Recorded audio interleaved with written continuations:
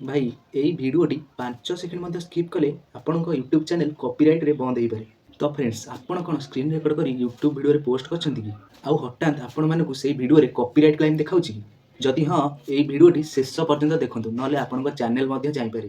ନମସ୍କାର ସାଙ୍ଗମାନେ, ମୁଁ ବିଶ୍ୱଜିତ୍ ଆଉ ଆପଣମାନେ ଦେଖୁଛନ୍ତି ସ୍ୱାଗ ବିଶ୍ୱଜିତ୍ ୟୁଟ୍ୟୁବ୍ ଚ୍ୟାନେଲ୍। ଆଉ ଆଜି ଆମେ ଜାଣିବା ସ୍କ୍ରିନ୍ ରେକର୍ଡ଼ ଭିଡ଼ିଓରେ କପିରାଇଟ୍ କାହିଁକି ଆସେ ଆଉ ତା ଦେହରୁ ଆମେ କେମିତି ବଞ୍ଚିବା।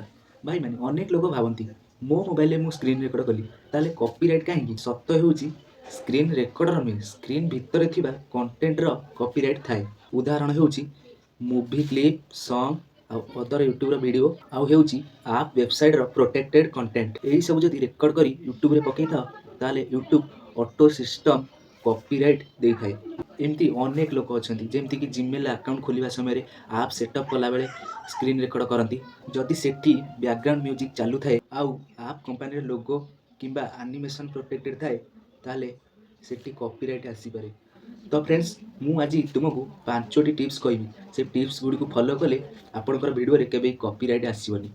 ତ friends, tips number 1, screen record କଲାବେଳେ ମ୍ୟୁଜିକ୍ ଅଫ୍ ରଖନ୍ତୁ। ଟିପ୍ସ ନମ୍ବର 2, ମୁଭି କିମ୍ବା ସଙ୍ଗ୍ କ୍ଲିପ୍ ୟୁଜ୍ କରନ୍ତୁ ନାହିଁ।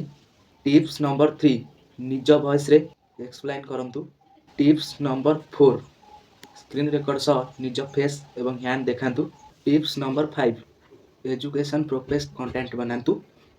ତ ଫ୍ରେଣ୍ଡସ୍, ଏମିତି କଲେ ୟୁଟ୍ୟୁବ୍ ଭାବେ ଏହା ହେଉଛି ଓରିଜିନାଲ୍ କଣ୍ଟେଣ୍ଟ। ତ ଆପଣମାନେ ଏଇ 5ଟି ଟିପ୍ସକୁ ଫଲୋ କରି ଭିଡ଼ିଓ ବନାନ୍ତୁ, ଆପଣଙ୍କ ଭିଡ଼ିଓରେ କେବେ ବି କପିରାଇଟ୍ ଆସିବନି। ତ ଫ୍ରେଣ୍ଡସ୍, ମୋର ଏଇ ଭିଡ଼ିଓରୁ ଯଦି କିଛି ଶିଖିବାକୁ ମିଳିଥାଏ, ତାହେଲେ ମୋର ଏଇ ଭିଡ଼ିଓକୁ ଏକ ଲାଇକ୍ ଆଉ ସବସ୍କ୍ରାଇବ୍ ଆଉ ମୋର ଏଇ ଭିଡ଼ିଓଟିକୁ ସେୟାର କରିଦିଅନ୍ତୁ।